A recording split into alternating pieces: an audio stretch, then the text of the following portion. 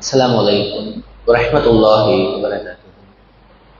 எல்லாம் வல்ல ஏக இறைவனின் நல்லடியார்களே, அந்த ஏக இறைவனினுடைய சாந்தியும் சமாதானமும் நம் அனைவரின் மீதும் என்றென்றும் நின்று நிலைபெறட்டுமாக. தினந்தோறும் ஃபஜர் தொழுகை முடிந்ததற்கு பின்பாக ஒரு சில திருமறை குர்ஆனினுடைய வசனங்களையும் அந்த வசனங்களுக்கான விளக்கங்களையும் நாம் தொடர்ந்து அறிந்து வருகிறோம். அந்த அடிப்படையில் தற்பொழுது திருமறை குர்ஆனினுடைய 39வது அத்தியாயமான அஸ்-ஸுமர் என்கின்ற அத்தியாயத்தினுடைய 10வது வசனத்தினுடைய இறுதி வாசகத்தையும் அது தொடர்பான ஒரு சில விளக்கங்களையும் அறிய இருக்கிறோம். இந்த வசனத்தினுடைய இறுதியில் அல்லாஹ் குறிப்பிடுவான், இன்னமா யுவஃபஸ் ஸாபிரூன அஜ்ரஹும், பொறுமையாளர்கள் அவர்களுக்கு எவ்வாறு கூலி வழங்கப்படும் என்றால் பி கைரி ஹிசாப், எந்த விதமான கணக்கும் இன்றி நிறைவாகத்தான் அவர்கள் கூலி வழங்கப்படுவார்கள் என்று பொறுமையாளர்களுக்கு மட்டும் உரிய ஒரு மிகப்பெரிய ஒரு சிறப்பம்சத்தை அல்லாஹ் சொல்லி காட்டுகிறான். பொதுவாக இந்த உலகத்தில் நாம் செய்யப்படக்கூடிய எந்த விதமான நற்காரியமாக இருந்தாலும் அதற்கென்று ஒரு சில அளவுகோல்கள் இருக்கிறது. நீங்க ஒரு நன்மையை செஞ்சிட்டீங்கன்னா, உங்களுடைய உள்ளத்தால் நீங்கள் ஒரு நன்மையை செய்ய வேண்டும் என்று நினைத்தால் உங்களுக்கு ஒரு கூலி எழுதப்படும். அந்த நன்மையை நீங்க செஞ்சிட்டீங்கன்னா உங்களுக்கு 10 கூலி எழுதப்படும். உள்ளத்தால் ஒரு தீமையை செய்யணும்னு நினைச்சீங்கன்னா உங்களுக்கு எந்த விதமான பாவமும் கிடையாது. அந்த தீமையை நீங்கள் செய்து விட்டீர்கள் என்றால் உங்களுக்கு ஒரு பாவம் என்பது கணக்கில் எழுதப்படும். இதெல்லாம் ரசூலா நமக்கு சொல்லி கொடுத்துருக்காங்க. இந்த மாதிரி ஒவ்வொன்றுக்கும் ஒவ்வொரு விதமான கணக்குகள் இருக்கிறது. ஆனால் யார் பொறுமையோடு இருக்கிறார்களோ, பொறுமையோடு இருந்து ஒரு நற்காரியத்தில் ஈடுபடுகிறார்களோ அவர்களுக்கு அல்லாஹ் அளவில்லாமல் அள்ளி கூலியை வழங்குவதாக அல்லாஹ் சொல்லி காட்டுகிறான். ஆனா உண்மையிலேயே பொறுமையாக இருக்கக்கூடிய அந்த ஒரு பண்பு என்பது ஏராளமான மக்களிடத்தில் இல்லை. இதுதான் நிதர்சனமான ஒரு உண்மை.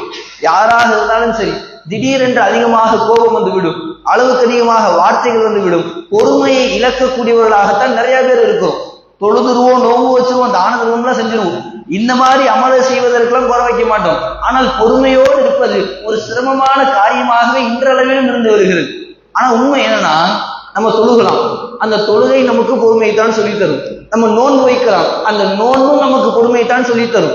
நாம் தான தர்மங்கள் ஈடுபடலாம், அந்த தான தர்மமும் நமக்கு பொறுமையைத்தான் சொல்லித்தரும். தொழுகையில் பொறுமையோடு நிதானத்தோடு இருந்தால்தான் அந்த தொழுகை ஏற்றுக்கொள்ளப்படும். நம்ம நோன்பு நோற்று கொண்டு இருக்கிறோம், கிட்டத்தட்ட பல மணி நேரங்கள் பானம் இல்லாமல், உணவு இல்லாமல் பசியோடு இருப்போம். பசித்திருந்தாலும் அதை பொறுத்து கொண்டு பொறுமையோடு அந்த மகரிபினுடைய இஃப்தார் நேரம் வர வரைக்கும் காத்திருப்போம். தான தர்மங்கள்ல ஈடுபடலாம். நம்ம கஷ்டப்பட்டு அத்தனை நாட்களாக, அத்தனை மாதங்களாக சம்பாதித்த ரூபாய்கள், காசுகள், அதை எடுத்து கொடுப்பதற்கு மனம் வர வேண்டும். திரும்ப அந்த சம்பாத்தியத்தை சம்பாதிக்கின்ற அளவிற்கு நம்ம இடத்தில் பொறுமை இருக்க வேண்டும். இப்படி எந்த விதமான ஒரு நற்காரியத்தை எடுத்து பார்த்தோமே ஆனாலும் அதில் ஒரு பொறுமை, ஒரு நிதானம் என்கின்ற பாடம் நமக்கு இருக்கும். நபிகள் நாயகம் ஸல்லல்லாஹு அலைஹி வஸல்லம் அவர்கள் எந்த அளவுக்கு பொறுமையா இருந்தாங்க நமக்கு தெரியும். ஏராளமான சம்பவங்கள், எப்பொழுதெல்லாம் கோபம் வருகிறதோ அந்த எல்லா நேரத்திலும் பொறுமையை கையாண்டார்கள். ஒரு தடவை ஒரு போருக்கு போயிட்டு திரும்ப வருவாங்க. ஒரு கிராமவாசி வருவார், நபிகள் நாயகம் ஸல்லல்லாஹு அலைஹி வஸல்லம் அவர்களுடைய கழுத்தில் இருந்த போர்வையை பிடிச்சு இழுத்துருவாரு. இழுத்துட்டு எனக்கு நீங்க தர்மம் செய்யுங்க என்று சொல்லி தர்மத்தை கேட்பார். அப்பொழுதும் கூட ரசூலுல்லாஹ் எந்த விதமான முகசுளிப்பும் கூட இல்லாமல் அந்த கிராமவாசியை பார்த்து திரும்பி புன்முறுவலாக சிரித்து விட்டு அவருக்கான தர்மத்தை செய்திருப்பார்கள். மிகப்பெரிய நாட்டினுடைய அதிபதி, அவரினுடைய தோல்ல போட்டிருக்கிற துண்டை பிடிச்சி ஒருத்தர் இழுத்து காசு போகணும்னு கேட்டா எந்த அளவுக்கு ஒரு கோபம் வந்திருக்க வேண்டும். அந்த நேரத்துல பொறுமையாக இருந்தார்கள். தாயிஃபிற்கு சென்று மார்க்கத்தை சொல்வதற்கு சென்றார்கள். இந்த ஓரிரை கொள்கையை ஏற்றுக்கொள்ளுங்கள் என்று முன்வைத்தார்கள். அவர்களினுடைய நடவடிக்கையால் மிகப்பெரிய அளவுல மன வருத்தம் கொண்டு சுய நினைவையே இழக்கிற அளவிற்கு போய்விட்டார்கள். அந்த அளவிற்கு ஒரு மிகப்பெரிய ஒரு மன கஷ்டம். அவ்வளவு மன கஷ்டம் இருந்தாலும் கூட பொறுமை இழக்கல், நிதானத்தோடு அவர்களுக்கான கால அவகாசத்தை கொடுக்கிறார்கள். இறுதியில் ஒட்டுமொத்த தாயிஃப் நகரமும் நபிகள் நாயகம் ஸல்லல்லாஹு அலைஹி வஸல்லம் அவர்களுடைய காலத்திலே இஸ்லாத்திற்கு மாறுகிறார்கள். இப்படி எவ்வளவோ கட்டங்கள்ல பொறுமையாக இருந்திருக்கிறார்கள்.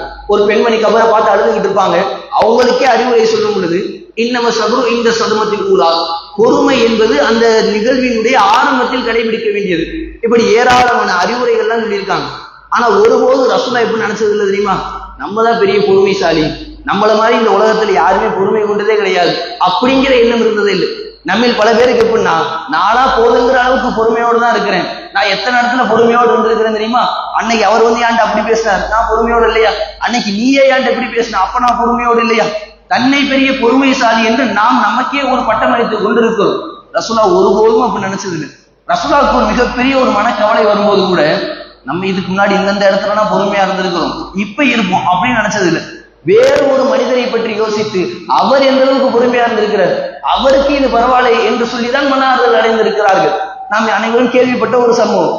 ரசூல்லா எடுத்து பங்கிட்டு கொடுக்கும் பொழுது இந்த பங்கு சரியான பங்கு கிடையாது, இந்த பங்கின் மூலமாக அல்லாஹ்வினுடைய முகம் நாடப்படவில்லை அப்படிங்கிற ஒரு பொய்யான குற்றச்சாட்டு வைக்கப்படும். இது ரசூலுக்கு மிகப்பெரிய ஒரு மன வேதனையை கொடுக்கும். உடனே ரசூலா என்ன செய்வாங்கன்னா, இதற்கு முன்பாக மூசா அலைஹிஸ்ஸலாத்து வஸலாம் அவர்கள் கது நூரி மூசாவின் கபில், இதற்கு முன்னாடி மூசா அவர்கள் ஏராளமான மனவேதனைக்கு ஆள்பட்டார்கள். இருந்தாலும் அவர் பொறுமையோடு இருந்தார் என்று சொல்லி தன்னை விட அதிகமாக வேதனைக்குள்ளாக்கப்பட்டு அப்பொழுதும் பொறுமையை கையாண்ட ஒரு மனிதரை நினைத்து இவர் மன ஆறுதல் அடைந்து கொள்கிறார். இந்த ஒரு பண்பு பல மக்கள் இடத்தில் இருந்தது கிடையாது. நமக்கு என்னைக்காச்சும் ஒரு சோதனை வரும்போது இல்ல ஒரு பொறுமை இழக்கக்கூடிய ஒரு தருணம் வரும்போது ரசூலுக்கு எப்படிப்பட்ட தன்மைகள்லாம் வந்திருக்கு, எப்படிப்பட்ட சூழ்நிலை எல்லாம் வந்திருக்கு. அப்ப ரசூல்லா பொறுமையோடு இருந்திருக்கிறாங்களே, நம்மளும் இருக்கணும் என்று யோசித்து இருக்கிறோமா? ஒருத்தர் நம்மளை நோக்கி ஒரு வார்த்தை பேசிட்டாருன்னா அவரை நோக்கி 10 வார்த்தை பேசணும். ஒருத்தர் நம்மளை ஒரு அடி அடிச்சிட்டாருன்னா திருப்பி நம்மளை அவர் ஒரு அடி அடிச்சே ஆக வேண்டும் என்றுதான் இன்றைக்கு பல மக்களினுடைய நிலைமை இருக்கிறது. பொறுமையை இழப்பவர்களாகத்தான் இன்றைக்கு அதிகமான மக்கள் இருக்கிறார்கள்.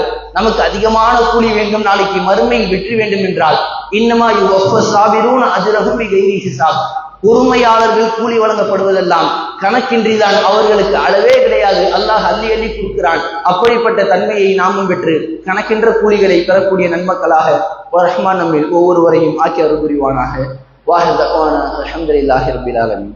அஸ்ஸலாமு அலைக்கும் வரஹ்மத்துல்லாஹி வபரகாத்துஹு.